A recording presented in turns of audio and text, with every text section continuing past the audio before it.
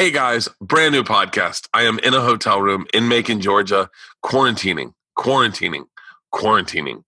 Let me tell you something. I think people say they quarantine until it is corporate imposed. You don't know what quarantining is. It is being in a hotel room 24 hours a day.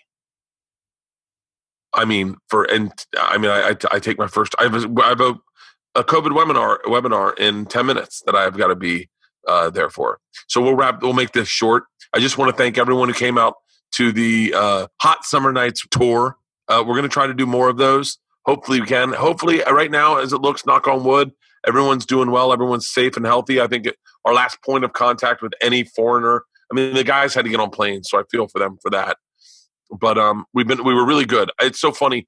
I had said this to Halston earlier. I get a sense of like, oh shit, am I doing the right thing? I'm being around too many people. The point is, we're not around anybody. I was saying to the guys at one point, I said something like my wife had to go to the DMV and go with Georgia and then she went to the hospital, obviously. And I was like, she's had way more contact living in LA, which is a hotspot, than I have in Cape Cod, where we are zero contact in and out. So these tours are, from my experience, very safe. Let's hope they stay that way. Let's hope everyone, Nikki Glazer, Hannibal Buress, Brian Regan, there's a bunch of people doing these tours now, and they're all going to the same places I have. So go check them out and have a good summer. Go get outdoors, enjoy some comedy. But yeah, we're primarily, when I say zero contact. Our only like loose cannon's Ron, who got to get gas, but he's pretty good about it too. So hopefully we'll do more of these in the fall. I got to wrap up this thing I'm doing, and then I'll let you know if we decide to do more dates. But thank you everyone for came out. Jersey, Philly, Cape Cod, Columbus, Louisville, Wichita. I apologize. Kansas City, Memphis, Butler, PA. These were just really, really, really like amazing shows. It was an amazing tour. I had a blast. I had an absolute blast. So thank you everyone for coming out. Today's podcast is with a guy I've been bragging on forever lately. It seems like I always bring his name up because he's just one of those guys that like is fucking awesome. Like the way he does stand up is different than the way other people do stand up. And that's what I hang my hat on these days. Is I get obsessed with watching people do it differently. I watched a thing, you'll hear it in the read. I watched this movie on Van Gogh the other day. And to know that Van Gogh and Gauguin were both kind of really ahead of their time and not appreciated artists. And it's because they were doing stuff so different that people couldn't understand it. You look at like that in comedy and you go, sometimes what's appreciated is easy joke telling because it's a good joke. It's like the math is there. And then sometimes you see like a guy like, I'll say myself, I'm not saying I'm Van Gogh or Gauguin, but I'm saying like a long form storytelling doesn't have a space in open mic comedy. Someone who has a different voice in open mic comedy doesn't get heard often, even with featuring and with hosting, definitely with hosting. And it's not until you get to headline where you really get to find your voice. That's why I think these hour specials are so important, because that is the art form is 1 hour of comedy. I remember me and Segura being obsessed with the fact that we learned an hour, and then to go back and do 30. I can do 30, but it's not what I do best. What I do best is an hour, is callbacks at the end that like it's the art form is an hour. I watched this man do an hour of stand-up comedy in Omaha, and I was mesmerized. He's got such great rhythm and performance and writing. His writing is so on. I talk about this a little bit. The way he tells a story, sometimes when I hear someone tell a story, I go, oh, those are tricks. I get the tricks. You needed to punch up your story. You added a trick. I do that a lot of times. But his stories are not tricks. He is doing an hour on Zoom. Wait, what is it, Alston? Give me the exact info. Yeah, his virtual show is going to be $15 on rushtix.com, rushtix.com, August 28th. August 28th. That is 3 days from now. So make sure to get tickets. Go see him. He is absolutely one of the best dudes working. And I'm telling you right now, when everything kicks back up, he will be a $45 ticket in theaters. That is without a doubt. He is amazing. We talk a little bit about his friendships with Kid Rock and with Zach. We talk about Zach Myers. I just bet Zach Myers from Shinedown's house. Zach was kind of giving me his house when I was in Memphis. So you're going to love this podcast. He's a great dude. Make sure to see his Zoom. Give me the info again. It is on the 28th at rushtix.com. The 28th of August at rushtix.com. His name is Chris Porter. Ladies and gentlemen, without further ado, today's Bertcast, Chris Porter. He's the man, the myth, the legend, the fucking machine. What's up, Chris? What up, Bert? You ready, Alston? Fuck. God damn. Fucking mask world we're living in. I'm losing my shit, Chris. I get it. Shit. You're halfway to the car and you're like, fuck my mask. Dude, I'm on the road right now, and this has been so at first I thought it was irresponsible to go on the road, because I was like, you should stay at home. And then you hear your people are at home getting it too. They're walking around LA getting it. So you're like, fuck, it's just about being careful. It's just about, and it sucks. Yeah, but and also the people want it. They need something to get out of the house, and concerts aren't happening, and you got to do it any way you can. That's what I said. I mean, I think the crowds have been so appreciative. You were just in Vegas? Yeah, I was just in Vegas, but I was just hanging out. But I did shows, and it wasn't great, but I did shows at the American Comedy Club in San Diego, and we're literally on a sidewalk, like of an active street. Like I got heckled by an ambulance kind of shit. So wait, tell me all the shows you've done. I did the first one I did after the quarantine started was Tempe. And, the Improv has always been like super well run. So, everything was top notch. Like everyone was wearing masks. They made sure no one came in the green room. Someone was always around me to make sure like no one came and talked to me or anything. That's great. I did want it at Stand Up Live. Yeah. And they were really good. No one came in the green room. The most important thing to me is that everyone's socially distant in the crowd, and then there's no contact. For sure. And we were fine. We went through and did those shows, and we were fine. You want people to be comfortable. Yeah. And I know, like, especially in the Midwest and probably Arizona, a lot of people are comfortable doing whatever. But, there are people that aren't. And those are the people that you really want to protect. And but then I did Raleigh, same deal, taking temperatures, being responsible. A couple of times I didn't wait long enough for the audience to leave before I tried to sneak out the back. So a couple of times, like, I had drunk fans be like, can we take a picture? Like they threw their arm around me, and it's like, well, fuck. Yeah. Dude, I had some guy Corona rape me in San Diego. I was walking on stage. He just jumped and grabbed me. He goes, I fucking love you, bro. And I'm like, God damn it. You're like, now I have to go fucking bathe myself in Perel. I just was like, as careful as you try to be, you can't fucking help it. Is someone's your safety is just up to the whim of the average stranger. Yeah. But I mean, also that being said, try to be careful, I guess. Like, yeah, right.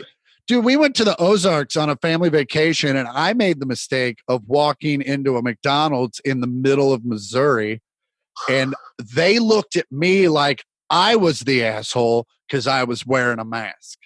Oh. Like it was, I mean, we're also talking about a place where people were open carrying weapons. Like it's a whole, like the Ozarks are also that way, but the space between Kansas City and the Ozarks is fucking, it's cousins dating is what it is. And it's fucking weird. The Ozarks was the one that was getting lit up for having those parties. Yeah, at that one place. And so we were very cool. Like it was like my whole family. So we just stayed as a family. Although my Like, listen, my relatives are super Trumpy, some of them, and they're like, it's a hoax. And I'm like, okay, well, it's a hoax over there then. Can you just keep 6 feet away from me? Yeah, let's just say I'm superstitious then. Okay. Yeah. I'm gassy. Let's just pretend I'm just lighting it up over here and you stay the fuck away from it. Yeah, I know. It's really crazy because we went on a family vacation to Arizona, the fucking hot COVID. Really, a really smart dad I am. But I was like, my daughters were like, you traveled the whole country and didn't get it. There's got to be a safe way to do this. And I said, yeah, there is. We'll get a Winnebago. We'll stay socially distant. We'll do activities that are socially distant. We got a boat. We were on a boat by ourselves. We never went where anyone else was. It was perfect. And then it was so funny. My wife, that we rented jet skis. We had another family with us. We rented jet skis, and she went to pull up the jet ski, and there was a family of 6 black kids, and the mom that were in front of them in line, and it was all rented from the same jet ski company. So they pulled their jet skis up first, and then my wife and her friend pulled her jet skis up, and then the guy who's got all the jet skis has also got a van taking everyone back to the car, and he's like, "All right, ladies, get in." And my wife's like, "I'm not getting in there because there's 6 people in there." Oh yeah. Goes, and he goes walking, and he goes, "Yeah, the people I'm taking refuse to get into the van because the other people are, I guess they're black." And Leanne's like, "No, I'm not getting in because they're black. Like, I'm getting in because there's a fucking pandemic, you fucking idiot." But it is crazy. Like, on one of the stops we made, there was a guy who was a fan, and we were at a dude ranch, and he was like, "Dude, Bert Kreischer, what the fuck?" And I was like, "How you doing?" And I had a mask on, and he goes, "I didn't know you were one of those masks." And I was like, "What, you mean the guy that believes in science?" Yeah. Yeah. Can you believe that? Yeah. Yeah. The guy that realizes he might not know everything about everything. So he's just going to take the expert's word for it. The guy who still wore condoms when he lost his virginity because he was afraid that he'd get AIDS. Yeah. That's me. God. Yeah. Like most of these no mask people got like D's in high school science. And it's like, of course you don't think it is because you don't even understand the basics of how shit works. Like, you didn't just all of a sudden learn that shit. Yeah, I mean, I get it. Like, if you live, like, I've been around the middle of the country for this majority of this tour, and I get it. I mean, I get it, not wearing a mask and being outside and being distant from people. I get all that. I get going to my show, like, we're doing drive-ins, and I get being in your car with your family and no one wearing a mask in the audience because you don't need to, because you're like fucking 20 feet away from the next person. I get all that. I get all of that. It's being in public places, like walking into a gas station and not wearing a mask. And I'm like, come on, bro. Like, you got to realize that if anyone's getting it, it's you. And by you not wearing a mask, you're just spreading it as much as you can. Yeah, but also realize that you don't know everything. Yeah. Like, respect what you don't know. A lot of people are just like, oh, it's not going to be that way. How? Why? They're like, I don't know, because I think so. What was it like? What was it like for you the first time back on stage? It was like, have you ever not snow skied in a long time and then you just hop back on the mountain? It's so good. Like, you were like, I kind of remember how this goes, but holy fuck, it's going a lot faster than I remember. That's exactly what it feels like. You're like, God damn it, I'm going pretty quick. I gotta be, oh shit. Do some crowd work. Snowplow. Yeah, man. And you're like, I used to be able to turn. I can't turn. Fuck. Tree. Oh, and I still have 40 minutes left. Dude, my whole first tour I did, I swear to God, Chris, I would get to 35 minutes and I'd be like, I'm done. Like, I've done all of it. Is it too early to start the machine? Maybe I'll tell 2 stories. Hey, maybe I'll do the machine twice. Dude, that is exactly what happened. Is like, every night I got to 35 minutes. I was like, I have told all my new ideas.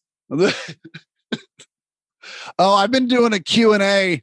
I mean, I always do a Q&A usually during the checks. Yeah. But like, it's been a lot long. It's been more of a press conference at this The point. town hall meeting. Just like, hey, are you sure? No more questions. Come on, I'll give you a second. Just think one. Can you guys make your questions longer, please? I'd really appreciate that. If you could tell me a story about how you got to your question, that would really help me out. Oh, dude, it's crazy. That was my first time on stage. I got up loose, like loose when you're confident and you get up at the store somewhere and you're like, I'm gonna fuck around for a little bit. And I started fucking around and just real quick got panicked and was like, hey, I don't know where this is going. And I really don't know what, like normally, and I don't think other people that aren't comics know this, but like normally when you fuck around, you always have an out in your brain. Like I can go here. And I just didn't have my out. I didn't know where to go. And then I stumbled and then I got my out. And then I totally just like, wait, what's this connected to? And then I'm like, motherfucker, the whole time. Yeah, that's what I struggled with. You were like, I know there's more to this. I remember it goes somewhere. And then like 5 minutes into your act, because what I think a lot of people don't know about stand-up is whatever we're saying, we're thinking 5 jokes ahead of that. So we're not really knowing the words that come out of our mouth. So that's why when like a lot of people are like, when you get interrupted, you're like, what the fuck was I talking about? Because you generally don't remember where you were in the bit. But like, I would be like, okay, what's the next line? We're coming to it. We're coming to it. Bail, bail, bail. Sorry, goose. Like, and then, but I was real cool when I went. What was really cool, I mean, I'm always really cool, but I got up on stage. I was like, look, I haven't done this shit in 8 weeks. So there is definitely a joke or two that are going to come up. And I'm just going to say, that's the end of that one, because I genuinely don't remember how it goes. And I did it. And the audience thought that was funny just because I called my shot. Yeah. Yeah. So, it's funny. It's like, I just fucking farted out of shit. I came up with my first new bit that I love. And, like the other day at fucking Zach's house, oddly enough, I want to talk about Zach for a little bit, but, I came up with a bit at Zach's house. We were eating lunch on his back porch, and I came up with the bit, and I was like, "Oh, I'm going to tell that on stage tonight." And then I told him on stage, and it fucking murdered that feeling. I haven't had that feeling in so long. Like, and normally that's a feeling that shows up like once a month, where you're like, "Ooh, I got it," and I figured out another joke. I figured it out, and I'm like, "God damn it!" This trip has been. That first tour I did has been all like trying to figure out my legs again. And this one's been, oh, I'm back. I'm writing. I love, this is what I do. My problem is I'm losing my voice like crazy. Like I'm losing my voice so quickly. Yeah. Just cause it's not warmed up or it's not in shape.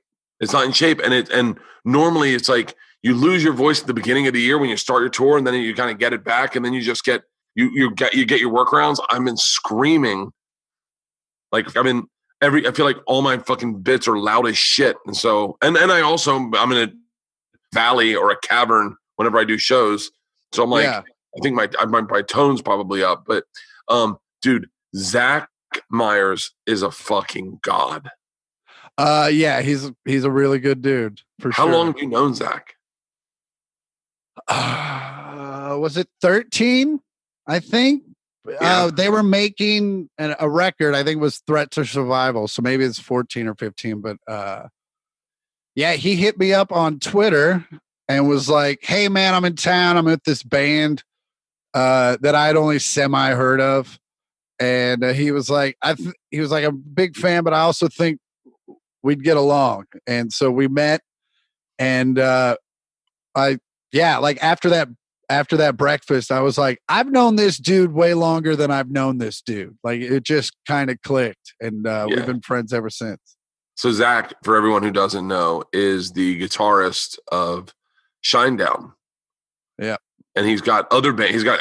He's an interesting guy. I want to do a podcast with him, but I'm fascinated. He's been in music since he was like 14. Yeah, he was a child guitar prodigy. Like he was in that. He actually went on tour with like Johnny Lang and Kenny Wayne Shepherd. So he's like in that realm of fucking young guitarists that could just shred away. Like he's played with Buddy Guy and BB King and all these dudes. Like he can just, yeah. That's so crazy. Like I met him. I think through you. We were doing a show together, and he was like, for Rover Glory in Cleveland, and he was like, "Hey man, I'm Zach. I'm friends with Porter," and I was like, "Oh, cool." Immediately, I was like, "All right, this guy's normal then." Yeah.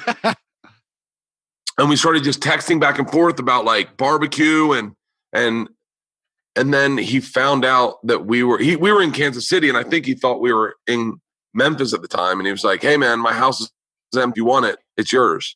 And I was like, in my head, I'm like, "Oh, this must be like a tax haven for, right? Is he's got a house here and he never used it, and he's like, get some use out of it." And so we're like, "Oh, we're in Kansas City." And he's like, "Oh, I thought you were in Memphis." I'm like, "Oh, I'm in Memphis tomorrow." And he was like, "Oh, take my house. My tour assistant will help you get in. It's great." We pull up. I'm sound asleep on the bus. I wake up at like noon. We're already there.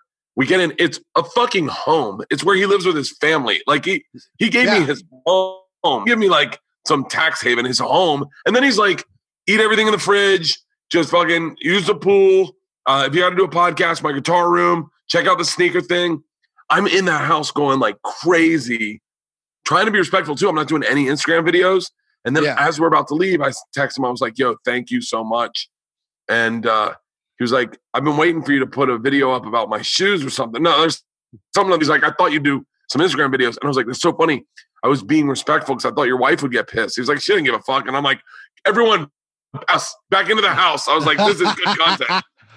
Yeah, no, that shit. And what's funny enough, I was there like 4 days before you got there. Yeah, what have you guys have been like flying around the country, you and he?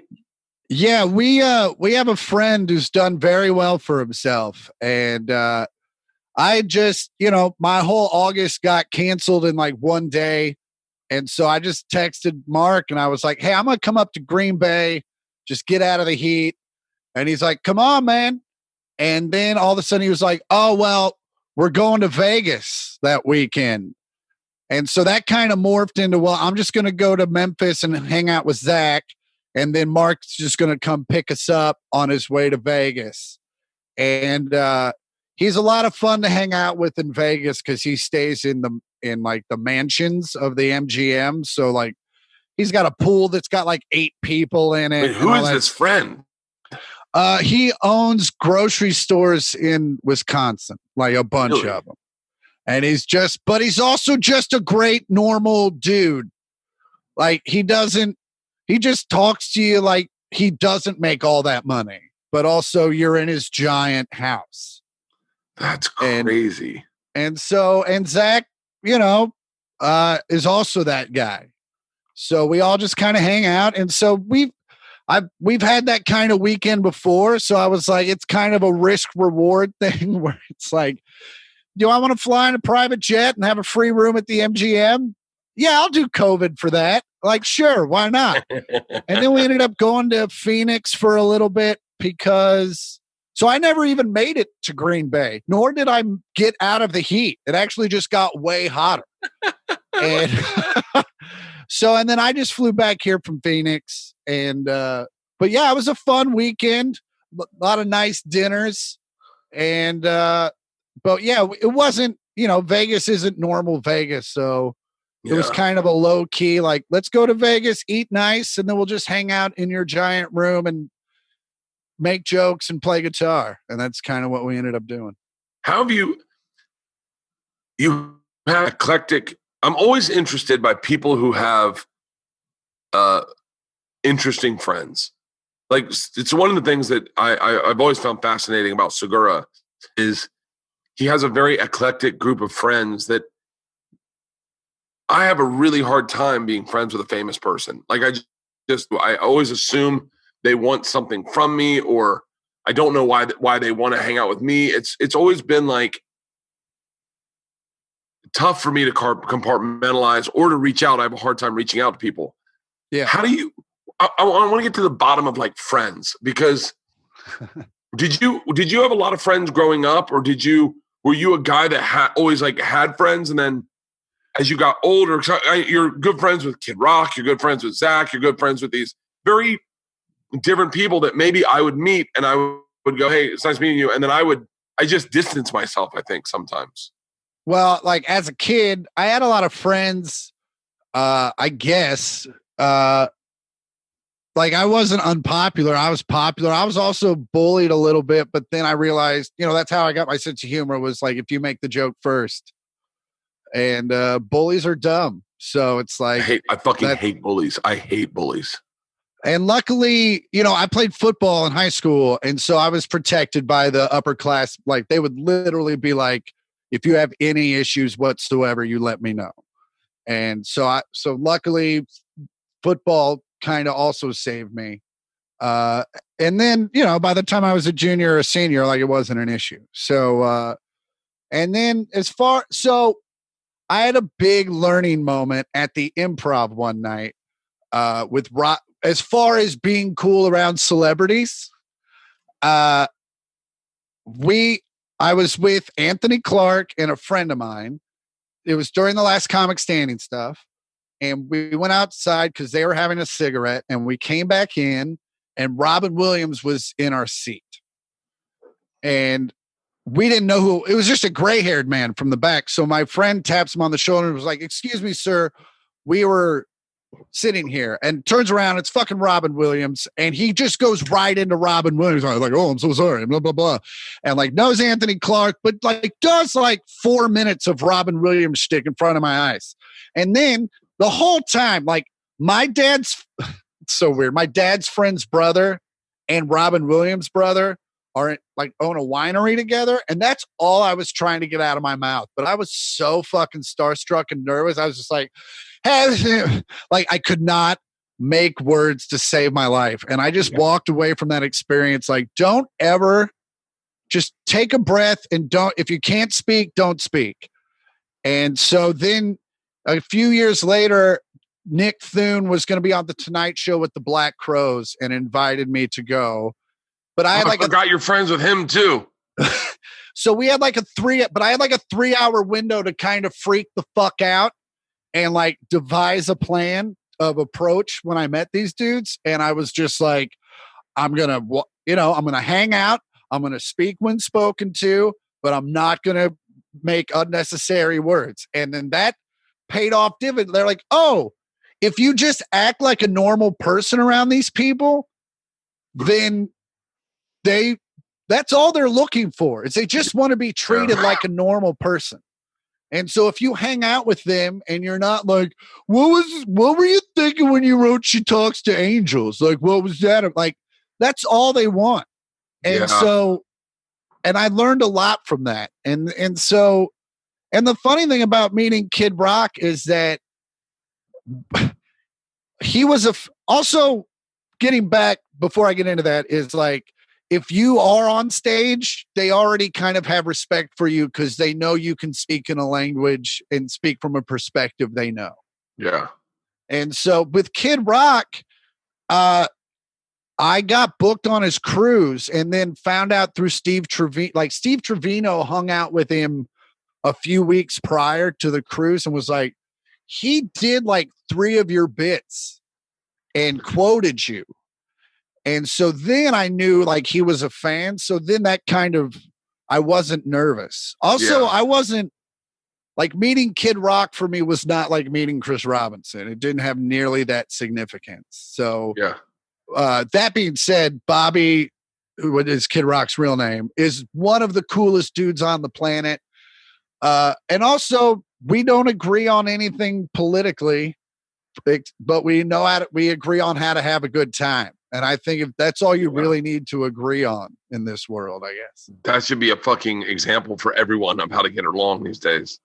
Yeah. But that takes a maturity on both sides. You know what I'm saying? Like where you're like, hey man, I don't understand where you come from on a lot of this shit, but I genuinely like hanging out with you.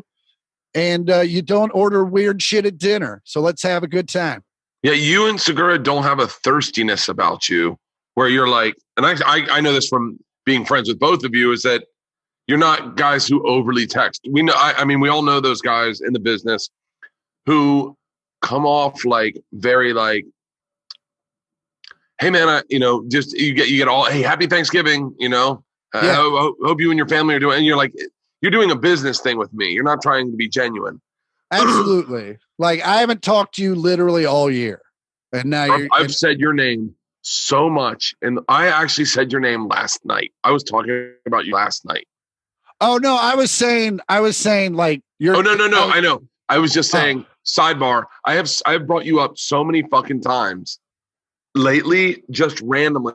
And last night I said we were talking about guys who COVID fucked, guys who would be doing theaters next year because of their touring and how it's going, and guys would be blowing up on that. And I said, it's Chris Porter. I said, I guarantee you he would be doing theaters at the beginning of January. January, he would start a theater tour and it would sell out immediately. I go, without a doubt.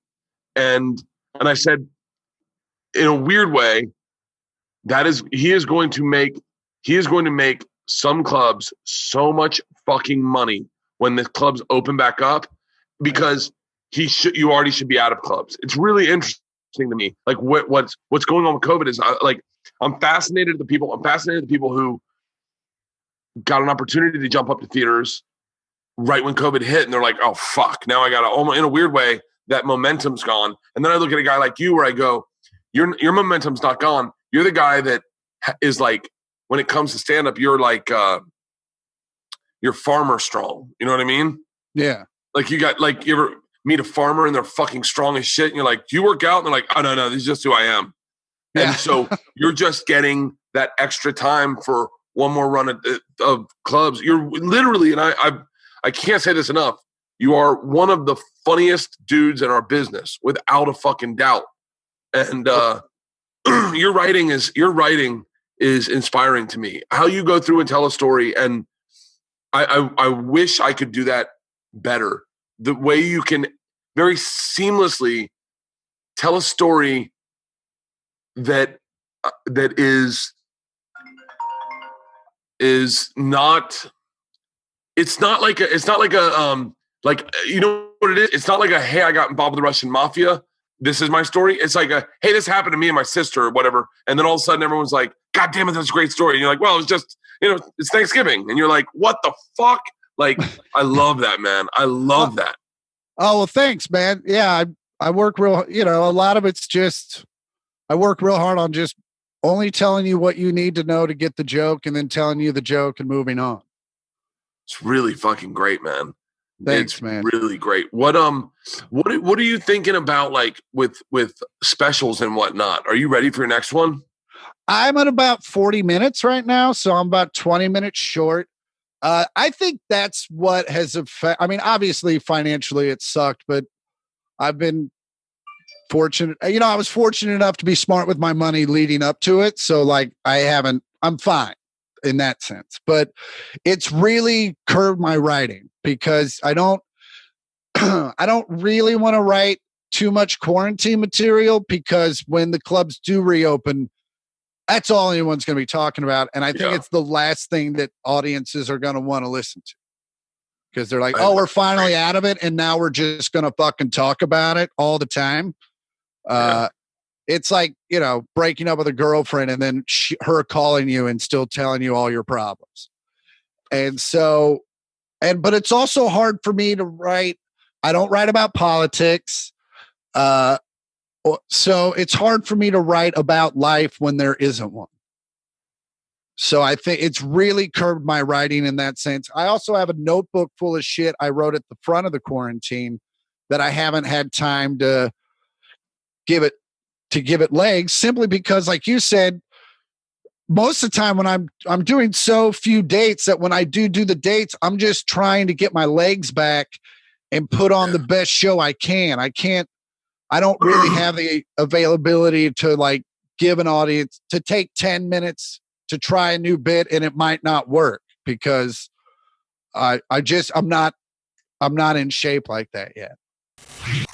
This podcast is brought to you by Theragun. Theragun is a fucking game changer. I brought it on the road with me for this tour, and it's sitting in the hotel room with me. And I'll tell you what, when we got to the beach house, me and the whole team after the tour, I would have to look to find who had this. They would take it into their rooms and use it on their own. It's dead right now. It's dead right now but it comes with 2 batteries. The battery's not even in it. It comes with 2 batteries. They're super easy to charge. They've got a little stand. You charge them, throw one in. Absolutely amazing. If you're an athlete or just a regular person like me trying to get through the day, dude, my hips kill me, and it's real. And if I throw it on my hip for a little while, it opens up my hip, and that's why I use Theragun, the handheld progressive therapy device that releases your deepest muscle tension using a scientifically calibrated combination of depth, speed, and power. But now, as quiet as an electric toothbrush. That's because the all-new Theragun Generation 4 has a proprietary brushless motor that's so quiet you'll wonder if it's on. You won't wonder if it's on. It makes a noise, and the noise is, oh, God, that feels so good. Oh, right there. Oh, while you soothe your aching muscles with the Theragun signature power, amplitude, and effectiveness. I absolutely love this thing. It's here with me in the hotel room, and it will be with me everywhere, because if you wake up, you can just throw it in your back, loosen. It really does. It's like an hour massage in probably 2 minutes. It feels fantastic. Try the Theragun risk-free for 30 days. There is no substitute for the Theragun 4 with an OLED screen, personalized Theragun app, and the quiet and power you need. Starting at only $199. Go to Theragun.com/Bertcast right now to get your Theragun Generation 4, the Generation 4 Theragun today. That's Theragun.com/Bertcast, Theragun.com/Bertcast. This podcast and this whole past tour was brought to you by Buffalo Trace. We tore through bottles of Buffalo Trace, all 7 of us. We'd open one at the beginning of the night, and I mean, it was like we were fighting for the damn thing. The distillery was named the 2020 Distillery of the Year. The San Francisco World Spirits Competition has some of the best whiskey tasters in America, judging hundreds of whiskeys, and Buffalo Trace won the most, and they won our hearts on this tour bus. I'm telling you, anytime we had a commemorative shot, we would do a little shot of Buffalo Trace, take it, and it was a shot that you didn't have to murder. You could nicely sip and taste. It was 2 decades ago when Buffalo Trace won the same title by Whiskey Advocate magazine. Since then, won more awards than any other distillery in the world. Just Google Buffalo Trace and you're going to see it for yourself. They have been distilling whiskey since 1773. I think that's before Van Gogh. Ever since American pioneers followed the buffalo herds to the Kentucky River. They even operated during Prohibition with a permit to make whiskey for medicinal purposes. Sounds familiar these days, doesn't it? Their master distiller is in charge is Harlan Wheatley. He also makes craft vodka named after him called Wheatley Vodka, which we also drank on the tour bus. Dude, we were all over this man's product. Since 1995, Harlan has been distilling at Buffalo Trace. If the whiskey in the barrel isn't ready to go into the bottle, it doesn't go because they know, because they taste it all. The American Buffalo represents Buffalo Trace's uncompromising value. The Buffalo stands strong. It's the only bourbon with balls, literally. They're on the label. Buffalo Trace is made from corn, rye, and barley and matures twice as long as most bourbons. This Buffalo Trace bourbon ages in new oak barrels for around 8 years for the robust yet balanced taste. The stuff is smooth yet complex yet smooth, some would say. As the oldest continuously operated distillery in America, Buffalo Trace Distillery has experienced more than its fair share of adversities, floods, fires, wars, recessions, prohibitions, and they've endured it all. And now they're enduring through the pandemic, and this is not going to slow them down because they're making more whiskey every day and hand sanitizer too. The governor of Kentucky designated bourbon as an essential during this time, and I could not agree more. Buffalo Trace model is stand strong. They won't compromise, especially on the taste of their whiskey, and I respect that. No wonder we won all the awards. I probably will have some Buffalo Trace tonight as I sit in my hotel room. Distilled, aged, and bottled by Buffalo Trace Distillery, 90 proof, Franklin County, Kentucky. Buffalo Trace, American, family-owned, and independent. Yeah, I got lucky because I don't know, but I have this like panic that it's all go away. So I always, whenever they offer me a gig, I take it. I go, yeah.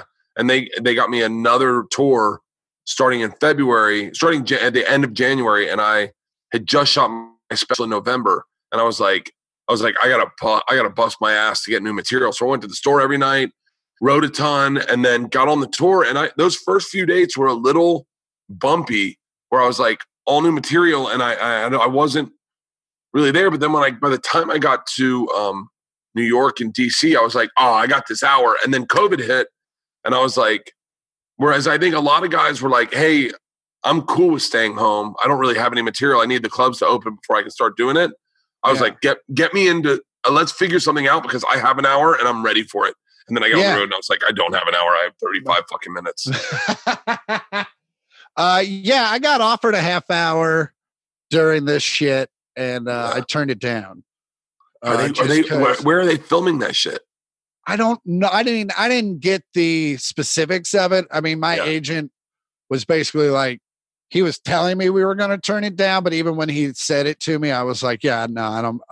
Also, it's like my 40 minutes is 40 minutes. Like I can't trim 10 out of it.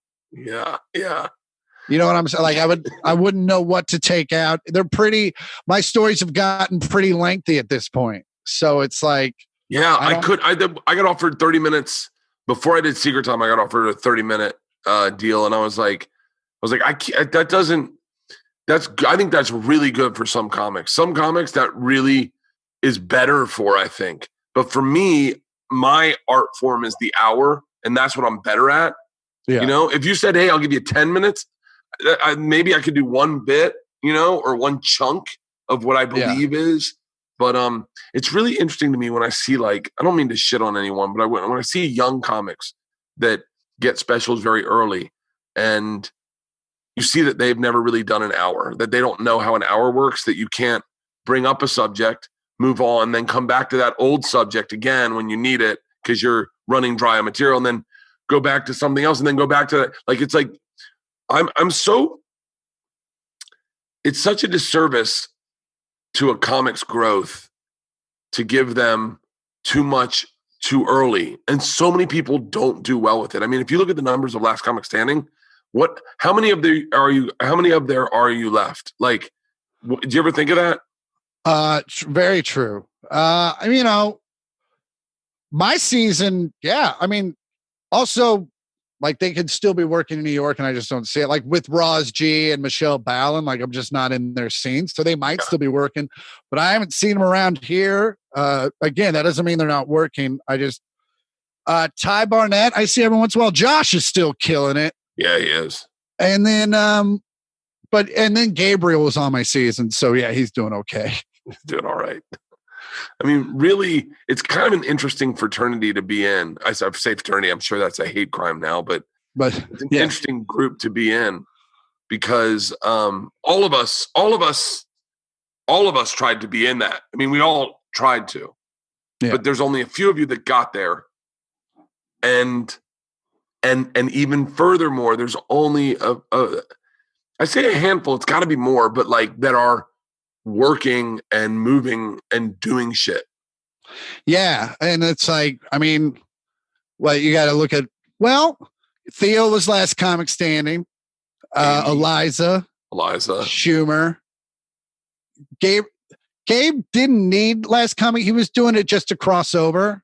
Yeah. So, I mean, I guess you can count that. And man, I don't even remember.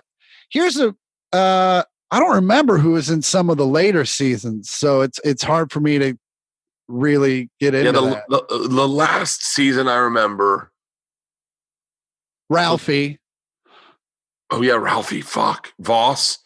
Gary Goldman. I'm just trying to think of the early seasons. Oh yeah, Bob McFarland, John Heffron. My season, Bill Dwyer's still doing real well. Bill Dwyer's on the acting side, but April Macy's doing really well on the road. God, maybe I'm wrong. Maybe it's like the opposite is like there's only a few people not doing well. You know, maybe that's the anomaly. Yeah, I mean, it's most people sustain. Oh, Jonigan.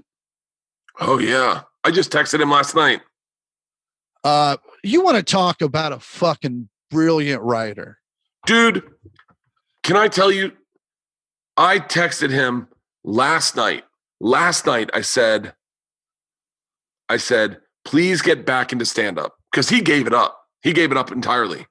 Really? Oh, he hung it up. He was done. He was done. Didn't want it. Didn't want to do it. Got a job. Did a sitcom. Enjoyed writing. Enjoyed being at home. And I want to say, I mean, I'm speaking for him, and I shouldn't, but I want to say his chick makes a good nut. Like, Yeah. she's like an executive or something. And so he was like, what am I doing on the road? Like, what am I hustling for?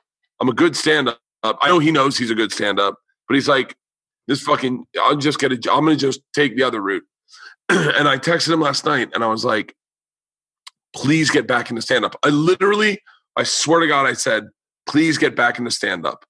And then he wrote, so funny, I started doing a bunch of gigs and then the world shut down. Don't worry, I'll be back. But he is, dude, I remember I worked with him at Penguins in Iowa, and he was a little kid, and he was Cedar like Rapids or the Quad Cities one? Quad Cities. Nan used to run that club. Next to the casino. Next to the casino. Oh, God. You know who hosted for me there? Who? Joe Millionaire. Oh, shut up. Like, he went on a tour where he hosted for these comedy shows, and it was basically like doing comedy at a Chippendales club is what it was. God, that's so funny. I remember the week before Mike Epps had been there, and Mike Epps wasn't happy with the club, and I guess where's paycheck? And he said at the end of his show on fucking Sunday night was like, you know what? Fuck this club. Don't pay your bills. Get up and leave. And everyone did, and they were like, holy shit. What? But getting back to John again, not only was he a brilliant writer, his voice was so unique. Yes. Like, it's one thing to be a brilliant writer and kind of sound like somebody else, but no one sounded like John again. You know what? He was the first guy that I realized, like, you think you're good and you're good in LA and you're good in New York. You're like one of the better young comics. And then you're like, go on the road. You're like, I got this dialed in. Like, no one's going to step on my shit. I'm the man. I'm headlining. He went up and did 20 minutes of such original material that came out of nowhere. And like I said, he looked like he was like fucking 13. Yeah. He destroyed so hard that I had a hard time following him. So I realized I don't have jokes. Like, I don't know what I got, but he's got jokes. I remember one of the jokes he said is, I went to a strip club and I had a less than attractive stripper. And she said, what would you like me to take off first? He goes, I don't know. How about my glasses?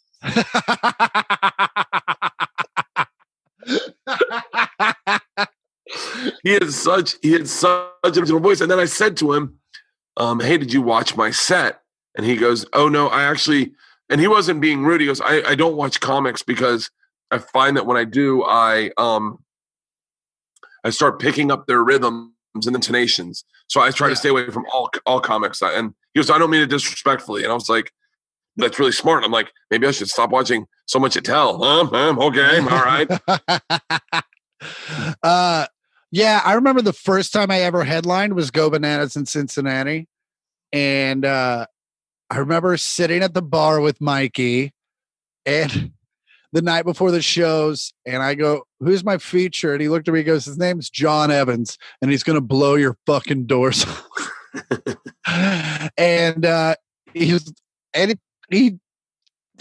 definitely made me work. John Evans is fucking also a great writer. And one of those dudes that like moved out to LA, and I'm sure you know a bunch of them. There's a bunch of amazing comics that just came out here and said, nah, fuck it. I'll just go work a regular job and do comedy every once in a while. Yeah. And you know what? I'm going to be real honest with you. Sometimes I envy those motherfuckers. You know, it's so funny. I remember talking to a guy.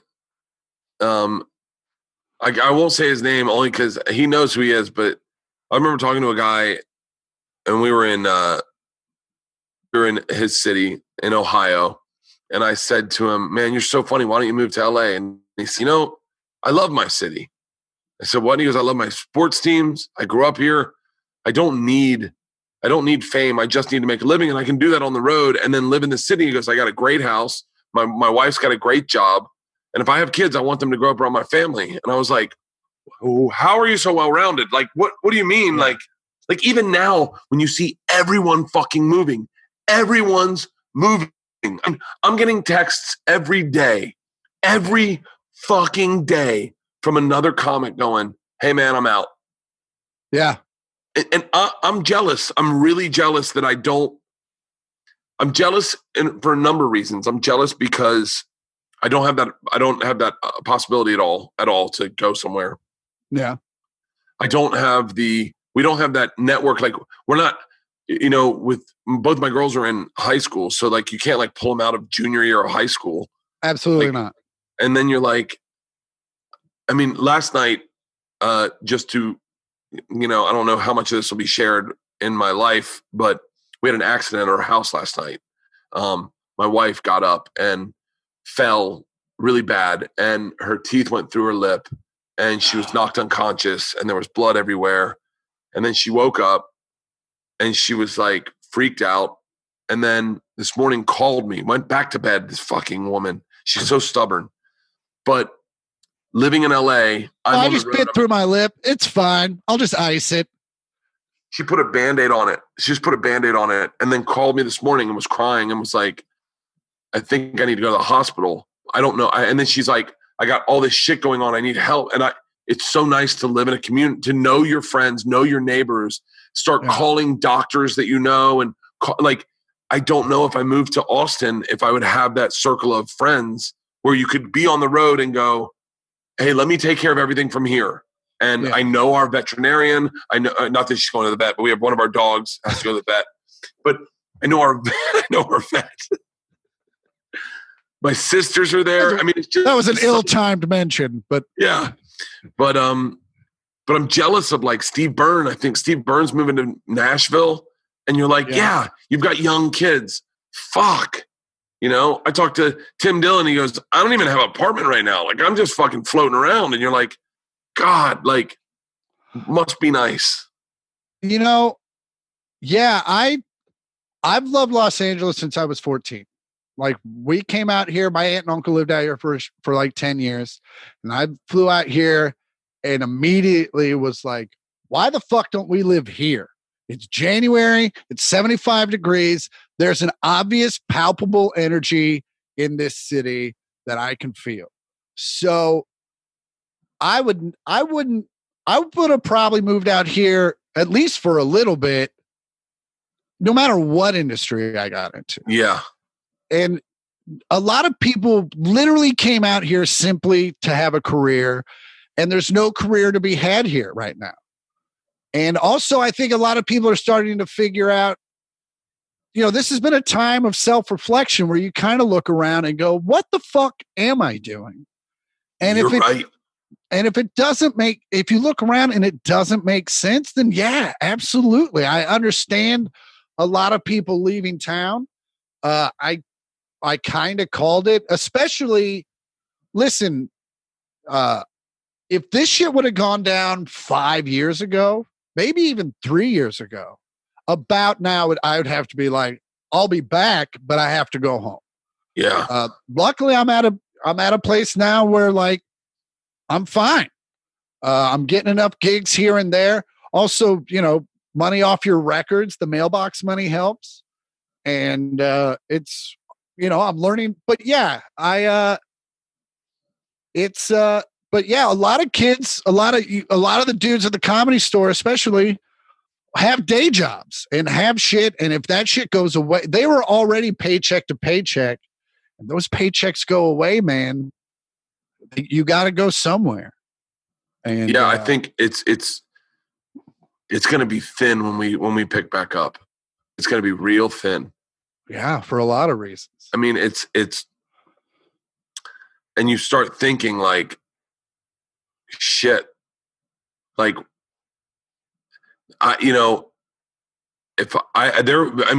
not that far out of, in my life of like going, I need to reassess shit because like I'm okay now, but like I may not have been maybe like 4 years ago, definitely 5 years ago, I would have been fucking screwed.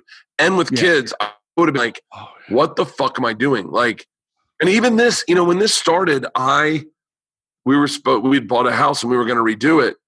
And I was like, fuck that. Like, I go, that's a luxury. You don't get that luxury. We have this property. It's not that much. We'll own that property. And then if we have to sell that property, we'll just sell that property. But let's just stop everything. Absolutely. And it's amazing that perspective. Here's what I also think. Everyone's leaving, right? I've never felt like I deserve to call myself someone who lives in Los Angeles, Los Angelinos. I've never felt like I've earned that. Like you look at like Jack Nicholson and like Leonardo DiCaprio going to Lakers games, or you look at Spike Lee going to a Knicks game, and you're like, yeah, those guys that's their team, that's their city.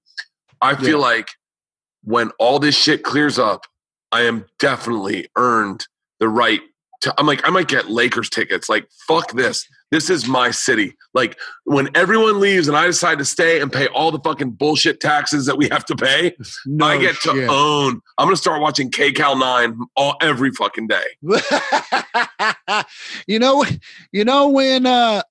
I decided, I was in an Uber and the guy was a unicorn, someone actually from LA.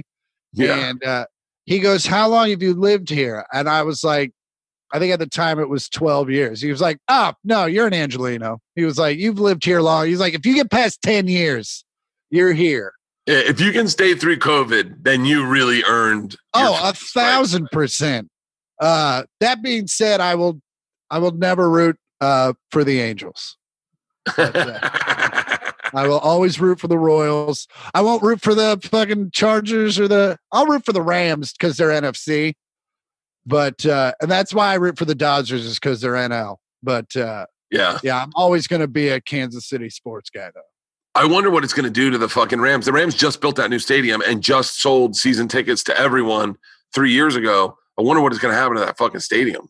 Well, I mean, it's what are they going to do? Tear it down? It's going to survive. It's just going to there's going to be probably maybe a change of hands of ownership depending on what how they did it, and I don't know. I think everything's going to go back to normal eventually. I mean, but our city is going to have. What do you think? Do you think our city's population is going to be affected at all? Yeah, it's going to be reduced. But then as soon as shit goes back to normal, people are going to come back. Like the whole industry isn't going to leave. It might disperse a little bit, and it might change how much property they need. I think there's probably going to be a lot more working from home, but they still have all these studios and they still have all this shit and they still have all this shit to shoot. So like, they're not going to stop making movies in Los Angeles. So like, it might take longer than you want it to, but it might not be next year, but most likely by 22, I think we're at concerts, full capacity again, all that shit. If for no other reason, then people are going to say, fuck it. I've already had it 4 times. I'm fine. Like, I want to see Slayer. Yeah.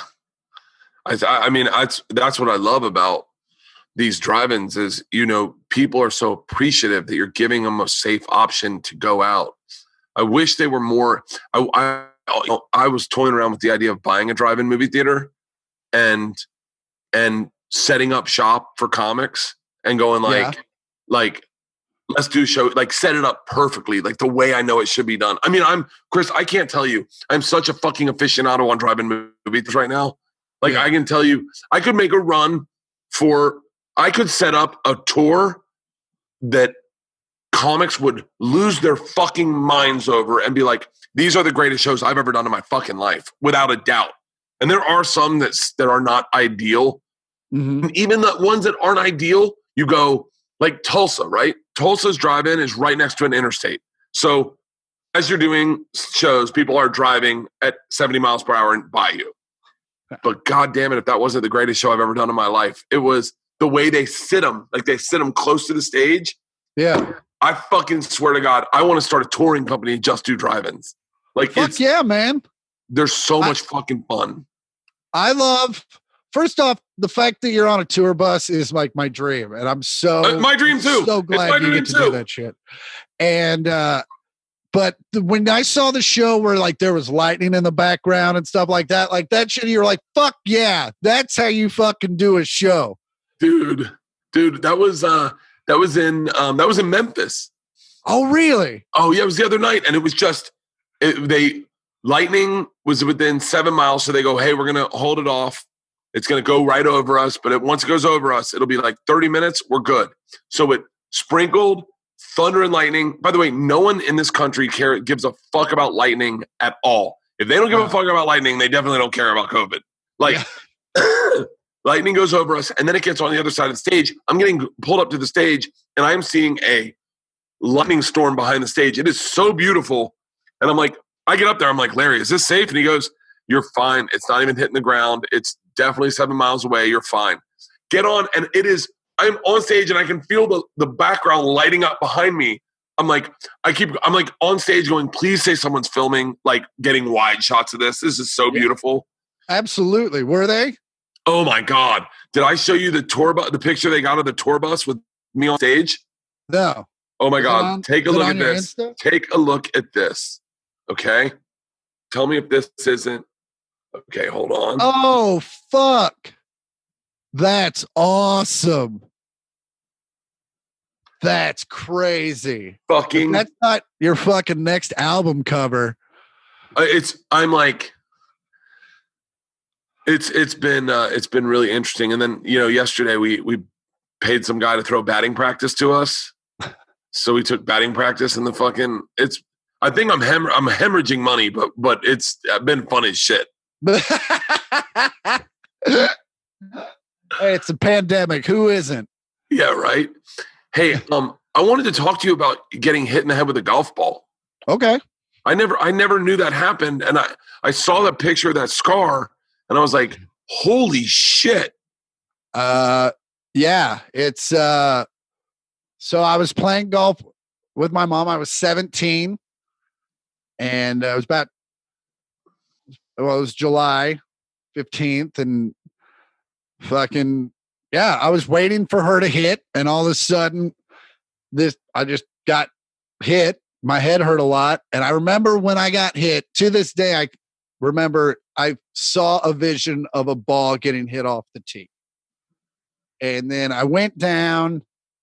I don't know if I was out for maybe a second or two, but it wasn't very long. And I got back up and I had just gotten contacts. Oh, I knew I was out for a second because mom was here. And then all of a sudden she was here.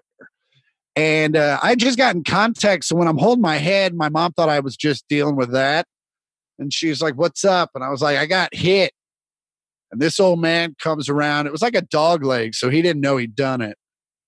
And he comes around looking for his ball. And I rolled my mom's car. And I've still never seen her as angry as I saw it. She went complete gorilla on this dude. Just,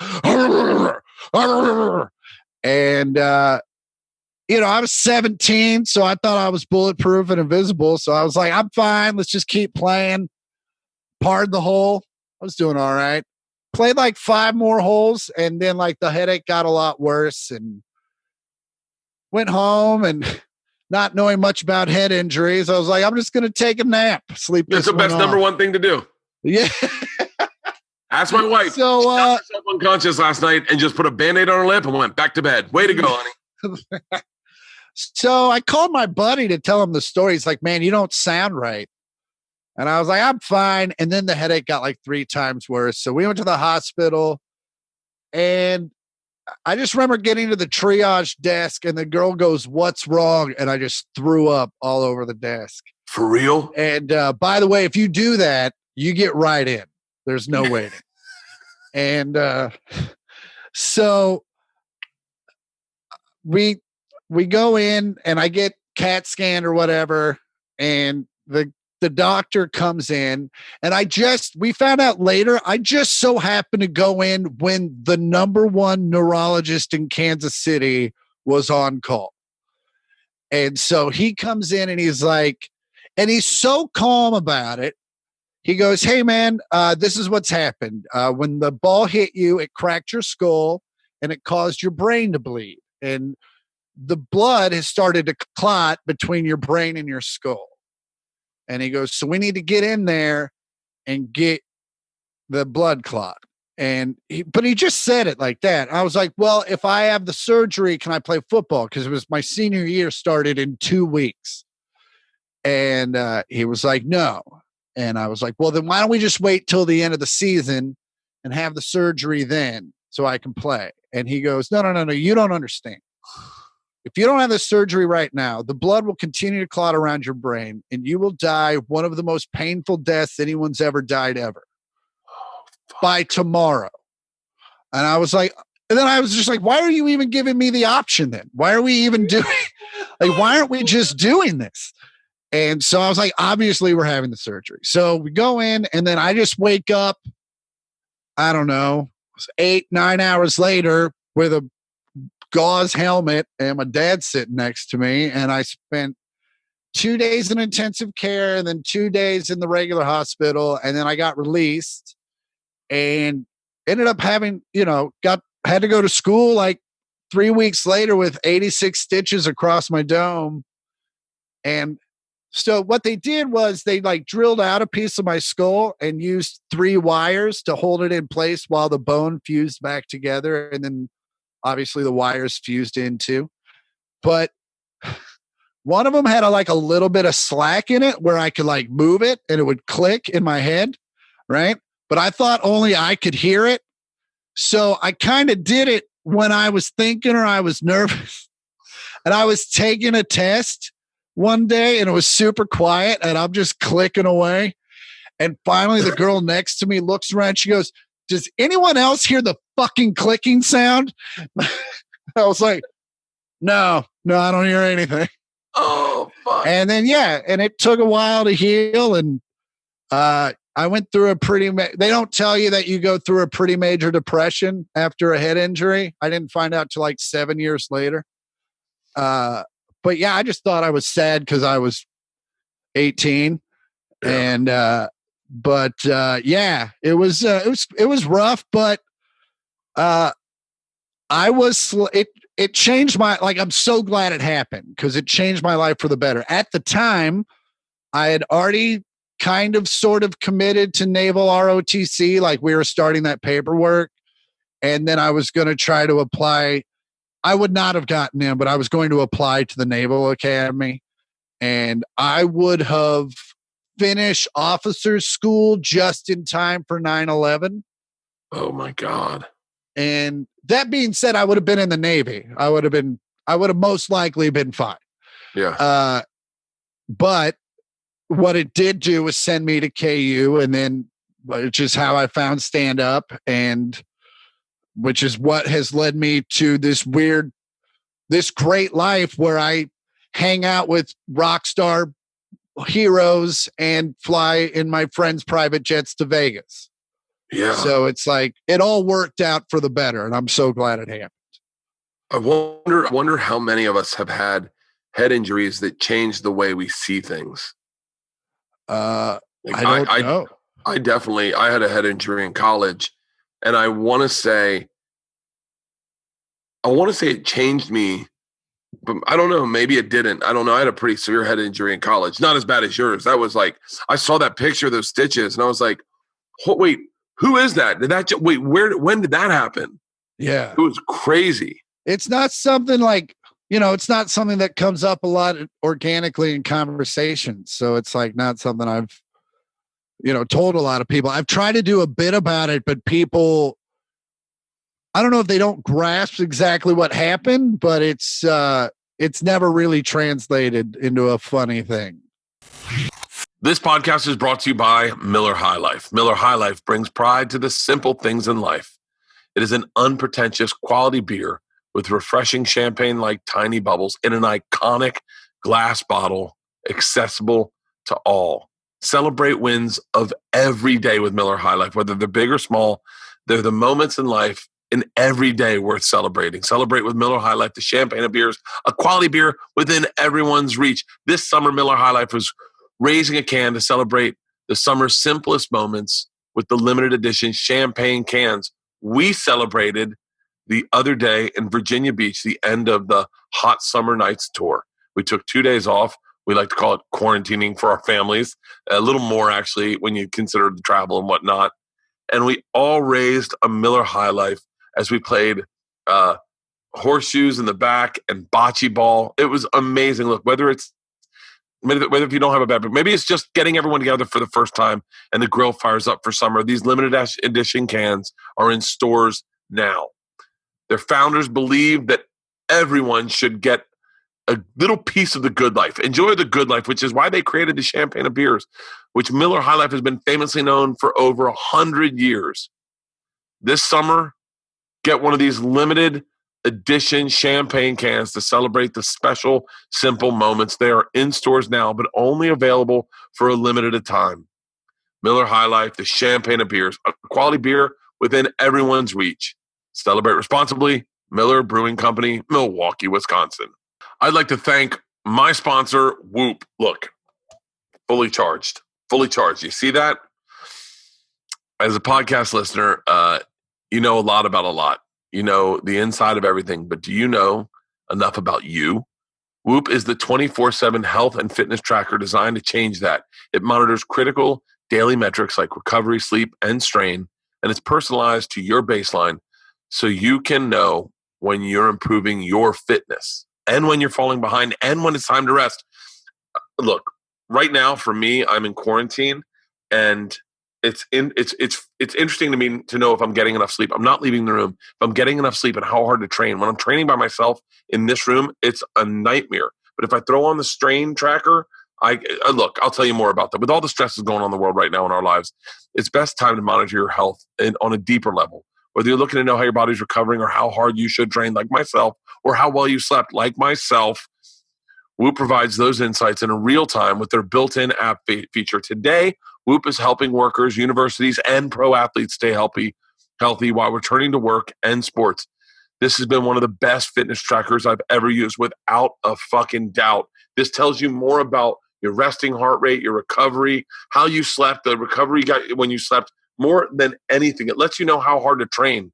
Whoop, it has a strain coach. This is what I was telling you about earlier, which actually gives you optimal target exertion goals for your workouts or activities based on what your body's signaling it can handle.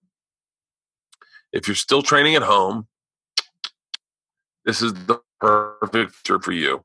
I don't know if you can see right now, but I have my little workout area behind me. And working out in a hotel can be very, very, very unmotivating. But if you're trying to get your little thing on your phone to get to a certain level, and you know if you keep going, it's pushing up, that is how you do it.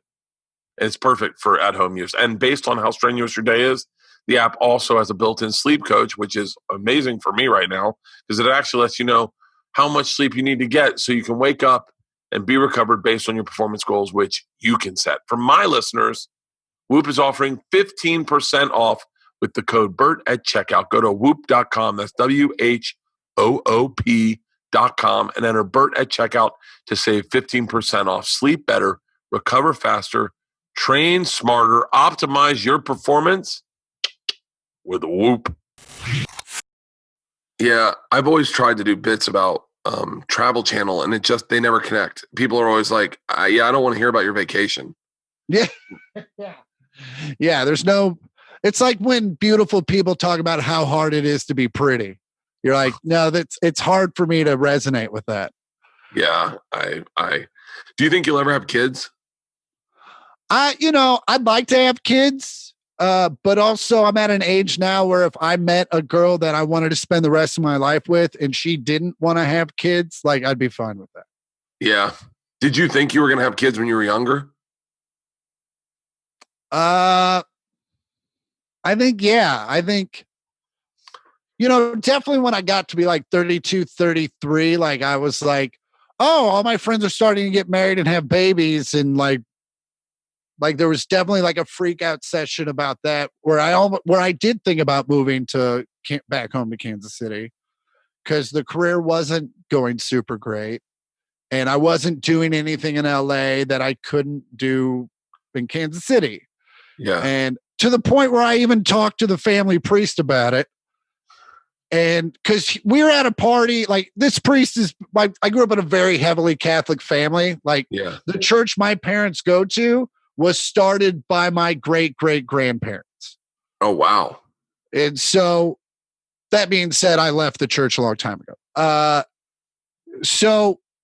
this priest, I've always kind of respected his opinion. And we were somewhere where at a party where someone asked him a question and he gave like this cool, like parable from the Bible and like kind of put shit into perspective. And I was like, I kind of grab him like, hey man, could we meet for a beer and maybe talk about some shit? And he was like, buddy, you're buying beers. I'm in. I was like, great.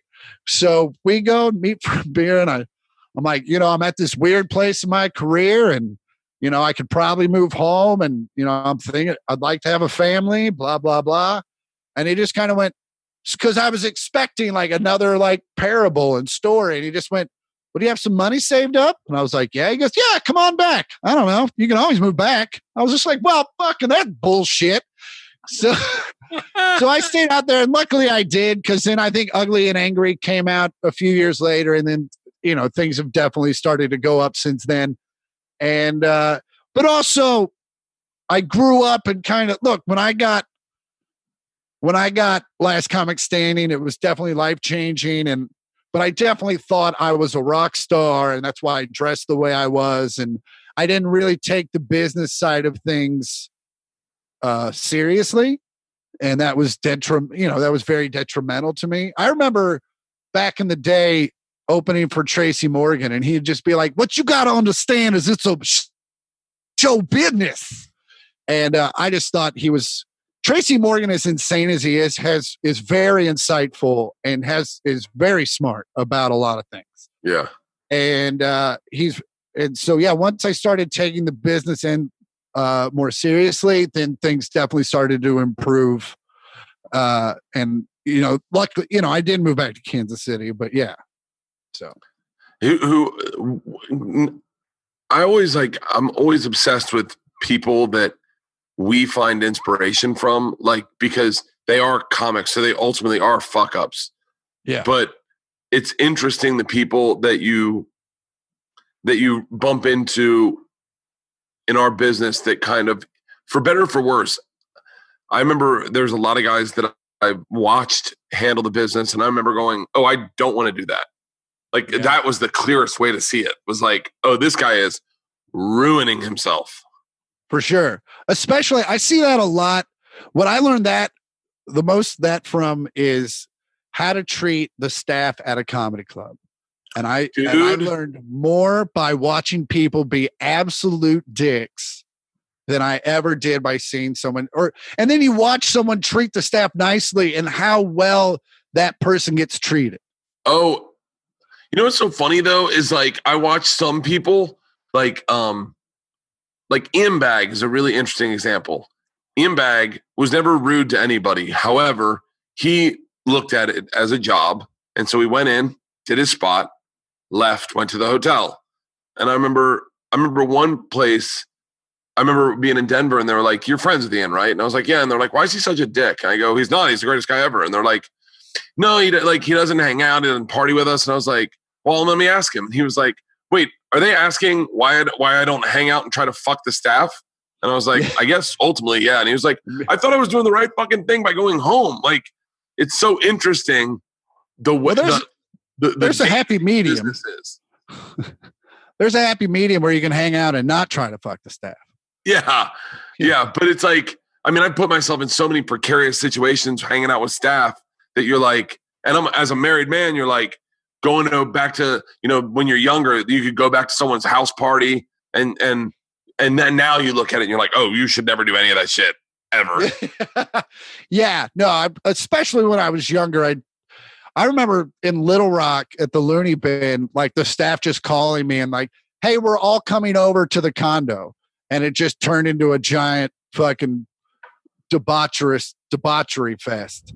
But those are like, listen, the staff remembers the people they have good times with, as anyone does. And so it's like, in that especially if you're at a place where you're not selling that many tickets, Yes. that will get you booked 1,000 times more, especially if you have fun with the staff and not fuck them. Like, look at John Morgan. Look at the Raging Cajun. Like, that dude hasn't had a special. That dude, but he gets weeks at every Funny Bone because he puts on an amazing show. He probably sells a consistent amount of tickets because of that amazing show.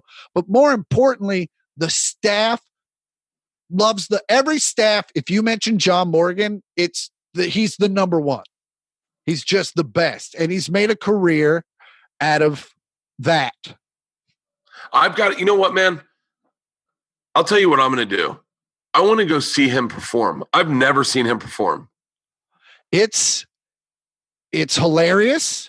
He'll make you cry. And then at the end, he sings the national anthem. For real?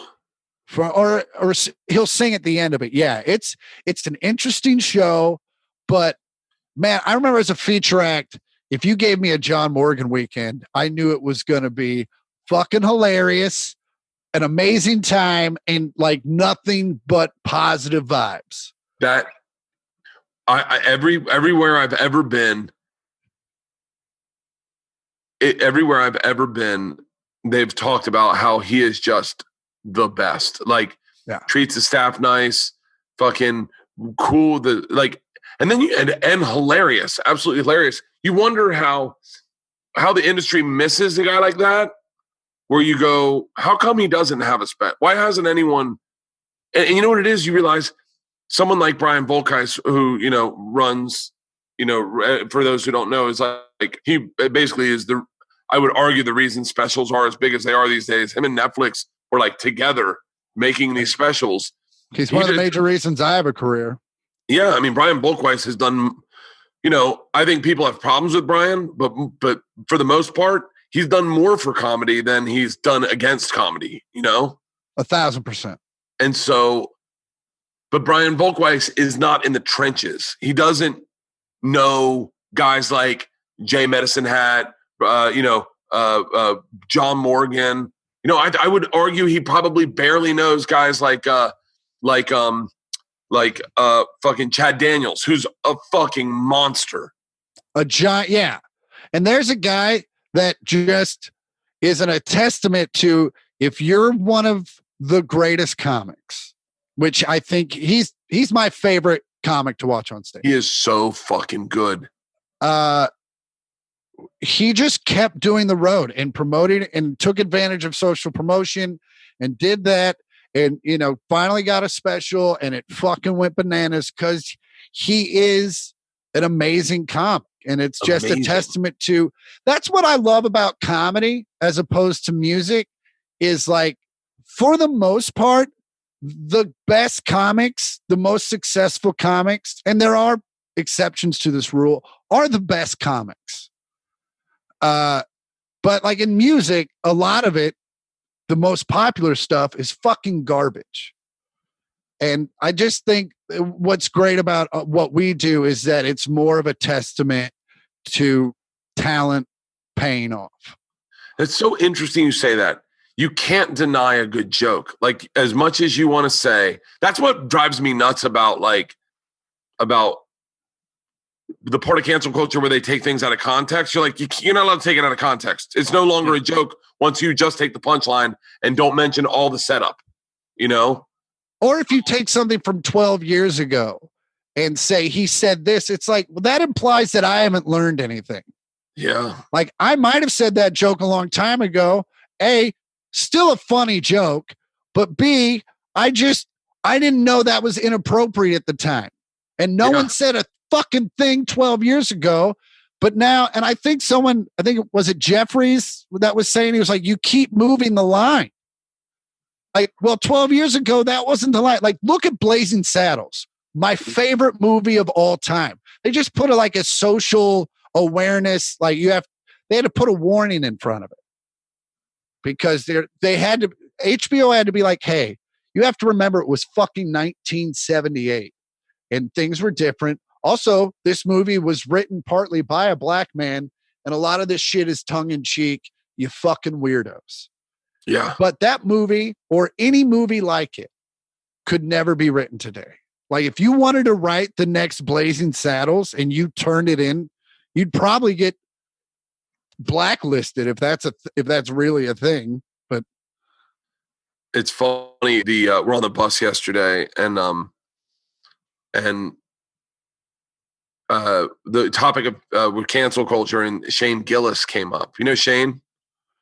I've heard the name. He was on SNL, and then they fired him when they found out he made like some joke about noodles or something, or Asian people. And I think the joke's about noodles, but it was in reference to Asian people. But it was like he was trying to be funny. He was in, whatever that joke was, whatever. The point is, like, I think a lot of people at that point just wrote him off, right? And then he's still doing stand-up. He's still busting his ass on the road, doing shows. He has not quit writing jokes. And fucking someone goes, "Oh my God, have you heard his Special Olympics joke?" And I was like, "No." We played it. It is definitely inappropriate, but it is so goddamn funny. And you cannot deny it. And we're crying laughing on the bus. And I just texted him, like, I hit him up on Instagram and I was like, "Dude, we're dying laughing listening to that joke." And he's like, "Oh, thanks." And then you go, "Oh, you just keep coming and you just keep working. And funny shit is always going to rise to the top. It's always going to rise to the top. Whether or not that's your sense of humor or not is neither here nor there. Is part of it is obviously it's subjective, subjective, whatever. But a good joke, you're right. A good joke just makes you laugh.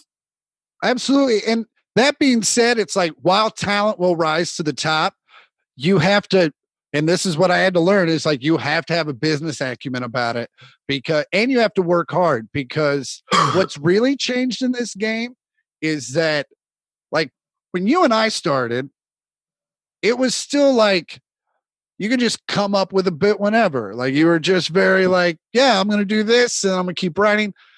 Out here, motherfuckers are writing every day. Yeah. Every day. And so you have to, if you don't put the work in, you have to still put the work in, I guess is what I'm saying. There are a few people that just fucking have that personality that just skyrocket up. But that's a lottery ticket. Like you really have to put the work in to like get to that level. Oh, I look at it like where I go, I'm running fucking 5 different businesses at once, and stand-up is the least important of them at times. You're like, you got your podcast, you got your production company we're not even talking about trying to get on TV shows and trying to sell a sitcom or trying to make a movie, all those other burners, but like podcasting and Instagram and promoting. I'm more of a marketer these days at times than a stand-up, where I go, sometimes you're like, okay, I got everyone to the show. Oh, fuck, I got to do stand-up now. Holy shit. Like the fucking thing they came for is sometimes forgotten. And there's some guys that ignore the stand-up and just promote. And you see that definitely. But you also have changed the game when it comes to promotion. The level of production value you put into this shit, not just like from the beginning, like when you were just coming out of your pool and fucking doing all that shit, to the fucking dance video, to now you and Segura are both doing it, like, and also the way you guys fucking promote off each other is just so smart and it's just such a great model. Like I have fucking Ben Glebe calling me going, we got to fucking do what they're doing. I'm like, well, you have to have a certain chemistry to make that work. But like, it's so great. And you're one of the people that inspire me every day, where I like wake up and I'm like, okay, I'm going to drink coffee and play guitar. I'm like, well, Bert's been up for 4 hours already and he just ran 1,000 miles and now he's doing 6 Instagram videos. You're like, well, fuck. All right, let's clean this place and start getting to work. So that's very nice of you to say. That means a lot to me, dude. It goes without saying, I sincerely look up to you in stand-up. I think you are, I go back to that, you have those pivotal moments in your career where you don't know they're going to show up. And sitting in Omaha in the back of the club watching you do your hour was like, fuck, man, I'm not writing enough. I'm not, it's interesting. I bet some people look at a comic that they that is better than them, and then they go, oh, fuck that guy. I'm going to find ways to trash him. I mean, I know for a fact that there are comics that are trashing me currently. I've heard it. People send me the clips. Oh yeah, and it hurts because you're like, I definitely thought we were friends, and then you're like, well, you didn't need. I mean, I don't know. I don't know how to tell you. I don't know what to tell you, man. But so there are people that do that. I never do that. I look at someone who's doing better than me, or like writing and fucking better stand up, and I just get inspired to go, what the fuck, man? Like you that I go through that night of your show, and the seamlessness with which you can tell a story, and the casualness, and the honestly, your perspective of where the laugh should be just fucking blew my mind, because at the time I was telling things so linearly, like where it was like just start going through the story, and you would weave, and the fucking story you had about the fucking Chicago pitcher. Oh, Verlander. Yeah, I mean, everything about your set was like, God damn it, it doesn't, like, it really changed. My takeaway that evening was, and this is funny because I've shared this with other people, and some people don't agree with this takeaway, but one of the things you do very well is you write jokes no one can write. Like no one can tell the way you approach a chunk. No one's doing it that way. And I walked away going, sometimes I'm doing shit anyone can do, and I got to get that out of my fucking act. Well, I appreciate it. That being said, Secret Time is still one of my top 5 specials of all time. That means so much. And I remember watching you that night, and that was speaking of pivotal night or noon, because it was a noon show. Yeah. And I talked about it on my Instagram, but I want to bring it up again, was you were getting ready for Secret Time. You were doing a noon show in Omaha. I was doing the night shows, and you were like, man, I got to do this hour, but I got to do the machine. And I was like, fuck these people. You give them you do what you do. And you were like, really? Because I grew up with the Black Crowes, and you would go to Black Crowes concerts and they would not play a single hit. And which, as like a deep audiophile guy, I loved, but you would see people leave these concerts going, they didn't even fucking play She Talks to Angels. Yeah. And so that was the mindset I came from. And you were like, no, man, the audience is paying to see you. You need to give them what they want. And I was like, nah. And you're like, watch this. And you walked up on stage, took your shirt off, did your intro, and you go, hey, I got a lot of new jokes to get through. Just by raise of hands, how many of you have to hear the machine today? It was fucking half of them. Yeah. And I was like, oh, fuck. And I went back that afternoon and learned 4 bits that everyone had been asking me to do again. And I remember watching you on stage that night, and you're like, they're dropping the checks. I think you said, like, I have a friend in the audience or something, or yeah. Go ahead. No, you go ahead. That setup I stole from John Panette, and it's a setup, and he's dead, so I don't care. But I got to host for him. Ian Bagg featured, and John Panette headlined. Obviously years ago, and so Panette would do his new hour, and then he would say, "I have some friends in from out of town," which he didn't. And he goes, they wanted me to do this old bit that I don't normally do anymore. And it's, and then he'd do the buffet, the killer whale bit. Yeah. And I was like, that is the easiest way to get into old bits. And the weirdest thing, and it's the best feeling I've had in comedy in 20 years, probably since the first time I did it, was when I started the first lines of the Taco Bell bit for the first time, and people started cheering. I remember you started that Taco Bell bit, and they went fucking nuts. And I remember you look of your face. You were on stage, and you were like, "Really?" I almost started crying. Dead serious. Like, I was like, "Whoa, this I have affected people," and it's changed everything. So. That was definitely something I learned from you.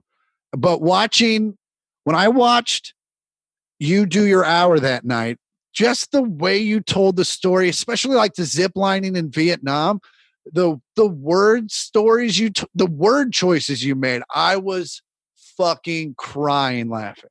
Oh, dude, I'm ready to get back out on the road with you. I wish you could be out on this tour bus with us. You'd fucking love it. Dude, call me anytime. I'd be there in a heartbeat. We're doing another big tour in the beginning of the fall. I think we're going to hit Northern California, like try to hit everywhere right before it gets cold. Oh, okay. And so I'll hit you up, man. I would love to fucking work with you. Dude, I would love to do that. And if we're going to NorCal, I know a couple growers. Oh, dude, you're the best. What gigs do you have coming up at the end of the month? I got a big virtual show at rushtix.com. That's RUSHTIX. And it's $15 and it's a virtual show. But I'll do my hour, I'll do my 45, I'll do some old bits, and then I just hang out and like you can like talk to me via the comments and stuff, and I'll just answer questions and hang out too. Oh, that's fucking awesome, man. Well, I'll make sure to put that at the beginning of this podcast. I've got my wife is in the hospital and they're texting me about her stitches and fucking. No worries, man. All the best to her. Yeah, I appreciate it. Oh, I could literally sit and talk to you for another fucking hour, dude. We got to do this. We got to do this. I want to do one in person when we're getting a new podcast studio. I'd love for you to come in. We'll do one, smoke, drink, have a fucking blast. Yeah, that's exactly what I want to do. I'll bring some 1942 and we'll get it done. God damn it, man. I love you, Chris. Congratulations on everything. I can't wait to you, brother. All right. Talk to you soon. I'll talk to you soon. All right. Bye-bye.